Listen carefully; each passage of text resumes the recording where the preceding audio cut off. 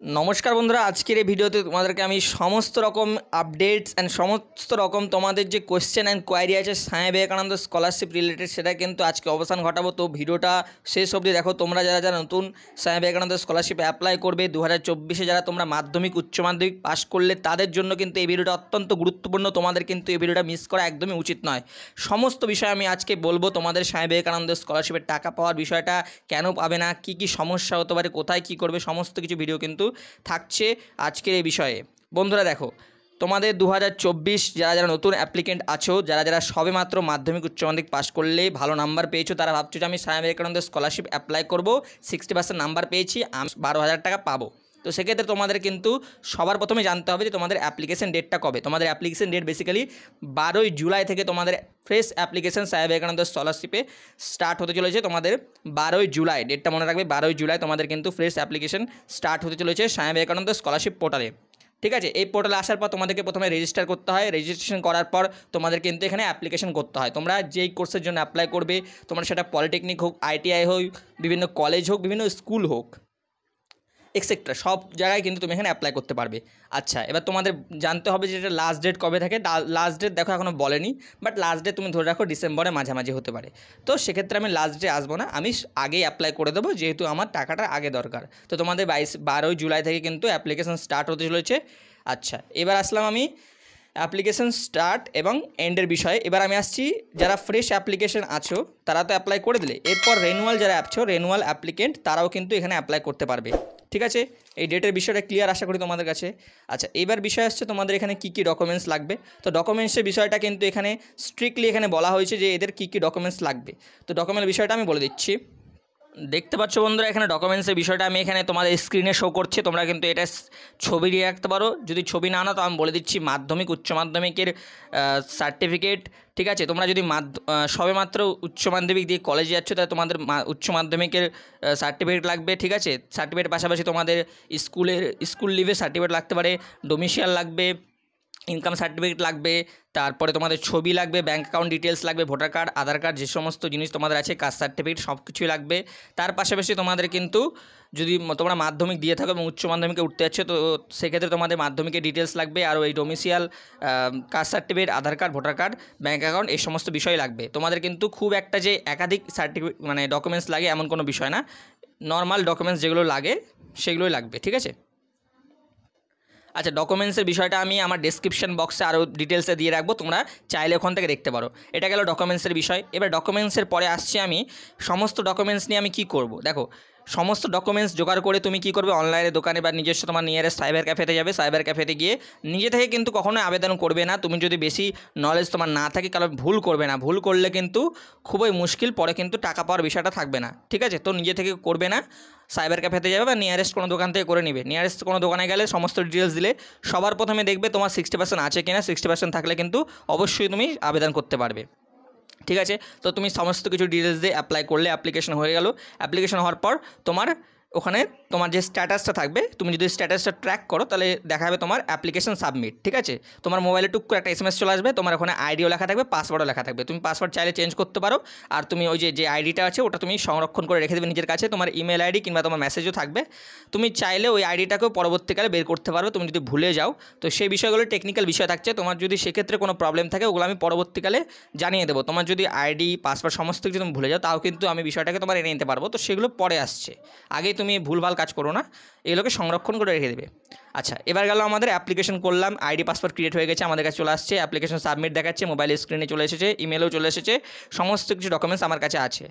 এবার আমার কাজ কি? এবার আমার কাজ হচ্ছে সমস্ত কিছু ডকুমেন্টস নিয়ে আমি চলে যাবো কোথায়, আমার নিয়ারেস্ট ইনস্টিটিউশনে। নিয়ারেস্ট ইনস্টিটিউট তোমার সেটা মাধ্যমিক দিয়ে, উচ্চ মাধ্যমিক হলে তুমি যাবে স্কুলে, আর তুমি যদি স্কুল না হয়, তোমার যদি কলেজ হয় তুমি কলেজে যাবে। সেক্ষেত্রে বিভিন্ন কলেজ হতে পারে, পলিটেকনিক, ITI কলেজ, বা বিভিন্ন ইঞ্জিনিয়ারিং কলেজ, বা বিভিন্ন মেডিকেল কলেজ, বা বিভিন্ন তোমার ইউনিভার্সিটি, বা বিভিন্ন এক্সেট্রা যে কলেজ আছে সেগুলো হতে পারে। তো সমস্ত ডকুমেন্টস নিয়ে তুমি কলেজে যাবে। কলেজের ওখানে কিন্তু নির্দিষ্ট ডেটে বলে দেবে যে এই ডেটে আমি বা আমরা তোমাদের স্কলারশিপটা জমা নিব।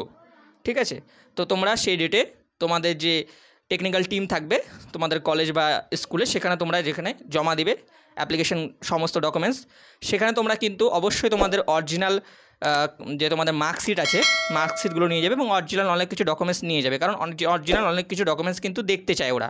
তো অরিজিনাল এবং জেরক্স সমস্ত কিছু কিন্তু ডকুমেন্টস নিয়ে যাবে। নিয়ে যাওয়ার পাশাপাশি কেন নিয়ে যাবে, কারণ ওই সমস্ত ডকুমেন্টসে কিন্তু ওরা সিল করে, ঠিক আছে। এবং সিল করার পাশাপাশি তোমাদের কিন্তু পরবর্তীকালে ওই জিনিসটাকে জেরক্স করে আবার দিতে হয়। তো আজকাল কিন্তু এই স্বামী বিবেকানন্দ স্কলারশিপে আরেকটা নতুন ফর্ম বেরিয়েছে, সেই বিষয়টা আমি বলছি এখন। তোমরা দেখবে যখনই তোমরা অনলাইনে অ্যাপ্লাই করবে, অনলাইনে অ্যাপ্লাই করার পর তোমাদের কাছে ওই তোমাদের যে পোর্টালটা বা তোমাদের যে নিজস্ব যে অ্যাপ্লিকেশন পোর্টাল, নিজস্ব, সাপোজ রাম শ্যান যে দুজন ব্যক্তি আছে তাদের কিন্তু দুজনের যে ফর্মটা দুজন আলাদা থাকবে, কারণ দুজনের নাম আলাদা, দুজনের ব্যাঙ্ক অ্যাকাউন্ট ডিটেলস আলাদা। তো ওই ফর্মগুলো তোমরা নিজের বের করে নেবে। বের করার পর ওই ফর্মটাতে ফিল আপ করে তোমাদের কলেজে তোমাদের ওই ডকুমেন্টসগুলো জমা দেওয়ার পাশাপাশি ওই ফর্মটাতেও সমস্ত কিছু ডিটেলস ফিল আপ করার পর তোমাদের ওখানে কিন্তু HOD অর্থাৎ হেড অফ দ্য ডিপার্টমেন্ট কিংবা HOI অর্থাৎ হেড অফ দ্য ইনস্টিটিউশন, ওর কিন্তু সিগনেচার লাগবে, সিগনেচার, আর ওখানে তোমার ওদের সিল লাগবে। ওটা সহ তুমি নিজস্ব যতগুলো ডকুমেন্টস আছে সমস্ত ডকুমেন্টস জমা দেবে কোথায়, তোমাদের এই যে টেকনিক্যাল টিম বললাম সেটা কলেজ হোক কিংবা স্কুল হোক, সেখানে তোমরা জমা দিলে। জমা দেওয়ার পর তোমরা কিন্তু চলে গেলে, কিছুদিন ওয়েট করবে। ওখান থেকে কিন্তু ওরা কিন্তু তোমার যে ডিটেলসটা তুমি দিয়েছো ওদেরকে কাগজে হার্ড কপি ফর্মে, সেটা তো আছে ওদের কাছে, তার পাশাপাশি অনলাইন পোর্টালেও কিন্তু ওরা চেক করতে পারে, কারণ ওদের কাছে অ্যাডমিন আইডি থাকে। তো ওরা কিন্তু তোমার অনলাইন পোর্টালে চেক করছে যে এই ছেলেটা এই নাম সমস্ত দেখলো অনলাইনেও, তার পাশাপাশি ওরা তোমাদের যে হার্ড কপি আছে সেটাও কিন্তু দেখলো, সেটা থেকেও ওরা চেক করলো। এবার কিন্তু ওরা দেখে কিন্তু তোমাদের যে অ্যাপ্লিকেশনটা আছে, তোমাদের যেটা অ্যাপ্লিকেশন সাবমিট দেখাচ্ছিল সেটাকে তোমাদের ফরওয়ার্ড করে দেবে। ফরওয়ার্ড করে দেওয়ার পর তোমাদের এখন ওই ট্র্যাক, যদি অ্যাপ্লিকেশন তুমি ট্র্যাক করো তাহলে তোমাদের ওই অ্যাপ্লিকেশন স্ট্যাটাসটা দেখাবে হচ্ছে ভেরিফাইড অ্যান্ড দেখাবে অ্যাপ্লিকেশন ফরওয়ার্ডেড বাই HOI। স্ক্রিনে দেখতে পাচ্ছ এরকম জিনিসটা থাকবে, ঠিক আছে। তো HOI মানে হচ্ছে হেড অফ দ্য ইনস্টিটিউশন। তো এটা হওয়ার পর তোমাদের খেয়াল রাখতে হবে যাতে তোমাদের সাবমিট করার পর যাতে কয়েক মাস পর বা কিছুদিন পরে যাতে অ্যাপ্লিকেশনটা ফরওয়ার্ড হয়ে যায়। যদি ফরওয়ার্ড না হয়, দেখো অনেক দিন লেট হচ্ছে, তাহলে তোমরা কিন্তু তোমাদের যে ইনস্টিটিউশন আছে সেখানে কিন্তু যোগাযোগ করবে। হতে পারে তোমাদের সেই স্যার হয়তো একাধিক কাজে ভুলে গেছে বিষয়টা, সেই দায়িত্বটা নিতে পারছেন না, তখন তোমাদেরকে কিন্তু স্যারকে যে তাগিদ দিতে হবে, স্যার আমাদের অ্যাপ্লিকেশনটা আমরা অনেক দিন আগে জমা দিয়েছিলাম, এখনও সেটা ফরওয়ার্ড হয়নি, তখন কিন্তু স্যার ফরওয়ার্ড করে দেবে। আমি নিজের একটা এক্সপিরিয়েন্স থেকে বলছি, আমি যখন কলেজে পড়তাম তখন কিন্তু আমার এরকম হয়েছিল যে আমার অ্যাপ্লিকেশনটা কিন্তু ফরওয়ার্ড হচ্ছিল না, সাবমিট হয়ে থেকে গেছিলো, এবং একাধিক আমাদের যতগুলো যে তোমার সেমিস্টারের স্টুডেন্ট ছিল তাদের সবারই এরকম প্রবলেম হচ্ছিলো। তখন আমরা ইউনিভার্সিটির যে টেকনিক্যাল টিমের যে হেড আছে তার সঙ্গে কথা বললাম এবং তাকে বললাম যে আমাদের অ্যাপ্লিকেশনগুলোকে ফরওয়ার্ড করে দিন, তখন তিনি কিন্তু ফরওয়ার্ড করে দিলেন। তো সেক্ষেত্রে তোমাদের কিন্তু এই স্টেপটাও নিতে হতে পারে, ঠিক আছে। যাই হোক, তোমাদের এই ফরওয়ার্ডটা হয়ে গেল অ্যাপ্লিকেশন ফরওয়ার্ড হওয়ার পর কিন্তু তোমরা আরও কিছুদিন ওয়েট করবে। ওয়েট করার পর তোমাদের নতুন একটা স্ট্যাটাস দেখাবে, সেটা হচ্ছে কি application approved, scholarship amount not disbursed yet. অর্থাৎ তোমাদের যে অ্যাপ্লিকেশনটা ছিল সেটা কিন্তু অ্যাপ্রুভড হয়ে গেছে, আর তোমাদের কিন্তু ফেল হওয়ার কোনো চান্স নেই বা রিজেক্ট হওয়ার কোনো সম্ভাবনা নেই। তোমাদের অ্যাপ্লিকেশনটা অ্যাপ্রুভড হয়ে গেছে এবং তোমাদের যে স্কলারশিপের টাকাটা সেটা কিছুদিনের মধ্যে ঢুকে যাবে, এটাই এখানে বলা হচ্ছে। এরকম স্ট্যাটাস হলে তুমি নিজেকে অনেক ভাগ্যবান ভাবতে পারবে, অনেক নিজে খুশি হতে পারে যে না, তোমার আর কোনোখানে ভুল হবে না, তোমার কিন্তু রিজেক্ট হওয়ার আর কোনো সম্ভাবনা নেই। তোমাদের কিন্তু বিকাশ ভবন ডিপার্টমেন্ট থেকে কিন্তু তোমাদের যে অ্যাপ্লিকেশনটা সেটাকে অ্যাপ্রুভ করে দেওয়া হয়েছে, ঠিক আছে।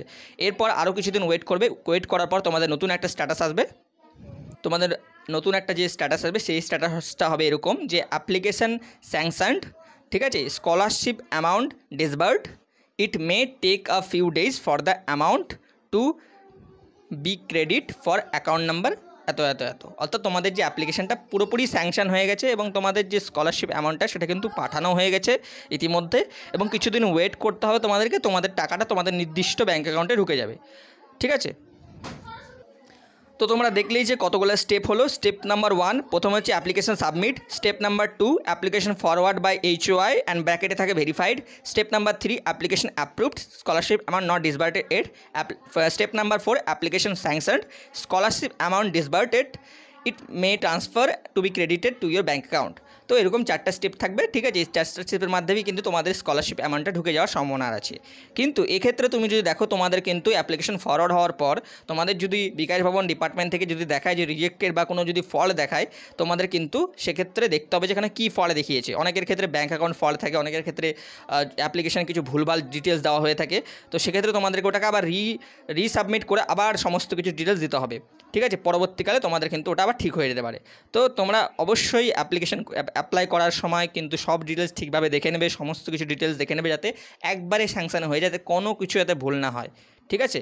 আর ব্যাঙ্ক অ্যাকাউন্ট ডিটেলসটা একটু দেখে নেবে যে তোমাদের ব্যাঙ্ক অ্যাকাউন্টটা চালু আছে কিনা, টাকা ঢোকার সময় কোনো সমস্যা হবে না, তো এরকম বিষয় কিন্তু দেখে নেবে। কিন্তু অনেকের ক্ষেত্রে দেখা যায় ব্যাঙ্ক অ্যাকাউন্টে টাকা ঢোকার সময় কিন্তু প্রবলেম হয়, তো এই বিষয়গুলো যাতে না হয় এই বিষয়টা লক্ষ্য রাখবে, ঠিক আছে।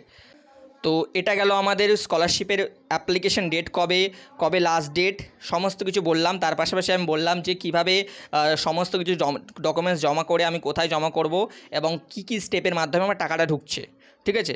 এক্ষেত্রে আরও কিছু বিষয় আসছে। প্রথম বিষয় হচ্ছে যে তোমাদের যদি কোনো কিছু অ্যাপ্লিকেশান ভুল হয়ে থাকে তো সেটাও আমি বললাম, অ্যান্ড যদি স্টেপ না আগায় তাহলে তোমাদের কী কী করা উচিত সেটাও বললাম। আচ্ছা, আরও কিছু বিষয় আছে, তোমরা চাইলে হেল্পলাইন নাম্বারে কল করতে পারো। হেল্পলাইন নাম্বারটা আমি বলে দিচ্ছি, তোমাদের স্ক্রিনে শো করে দিচ্ছি, ঠিক আছে। হেল্পলাইন নাম্বার আছে, তারপরে এই যে ইমেল আইডি আছে, এখানে তোমরা যোগাযোগ করতে পারো যে তোমাদের কোনো বিষয়ে কোনো কিছু যদি কোয়ারি থেকে জানার কিছু থাকে বা কোনো কিছু যদি প্রবলেম হয়ে থাকে, তোমরা কিন্তু এদের হেল্পলাইন নাম্বারেও কল করে দেখতে পারো, ঠিক আছে। তো আশা করি তোমাদের কিন্তু স্বামী বিবেকানন্দ রিলেটেড যে বিষয়টা আমি কিন্তু ভালোভাবে তোমাদের বোঝাতে পেরেছি। আমি অনেকটা রিসার্চ করে সমস্ত কিছু বিষয় তোমাদেরকে বললাম। তোমাদের যদি আরও কিছু জানার থাকে তো আমাকে জিজ্ঞেস করো কমেন্ট বক্সে। আমি তোমাদের যদি মনে হয়ে থাকে যে না কোনো বিষয় আমার ছুটে গেছে বা বাদ গেছে বা কোনো কিছু ভুল হয়েছে তো সেটা বলতে পারো, কিংবা তোমাদের আরও কিছু আগ্রহ থাকলে কোনো বিষয়ে জানার থাকলে সেই বিষয়টা বললাম, সেই বিষয়ে তোমাদেরকে পার্টিকুলার ভিডিও নিয়ে হাজির করব। আশা করি তোমাদের যদি এই ভিডিওটা সন্তুষ্ট করে থাকে তোমাদেরকে অবশ্যই চ্যানেলটাকে সাবস্ক্রাইব করে পাশে থাকা বেল আইকনটায় ক্লিক করে দাও এবং আমাকে শুভেচ্ছা বার্তা জানাও যে তোমরা কত কত নাম্বার পেয়েছো এবং কোন কোন স্কলারশিপে অ্যাপ্লাই করছো।